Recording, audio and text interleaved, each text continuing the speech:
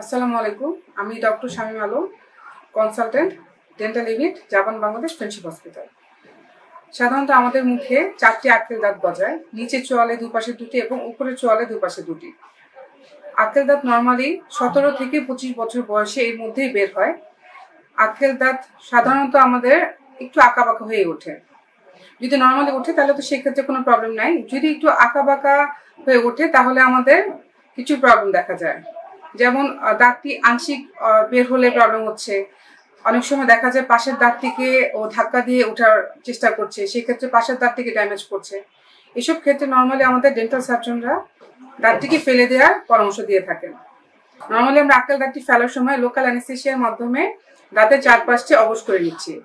সেই সময় রোগীরা ব্যথা অনুভব করে না, হালকা একটু চাপ ফিল করতে পারে। দাঁতটি ফেলার পরে আমরা কিছু ইনস্ট্রাকশন দিয়ে থাকি, সেগুলো যদি রোগীরা নিয়ম মতো একটু মেনটেন করে তাহলে আর কোনো প্রবলেমই হয় না। নর্মালি আমরা বলে থাকি যে 24 ঘন্টা পর্যন্ত নরম ঠান্ডা খাবার খাবেন, গরম কিছু খাবেন না, গরম ছেঁক দেওয়া যাবে না, চাইলে আপনি ঠান্ডা ছেঁক দিতে পারেন।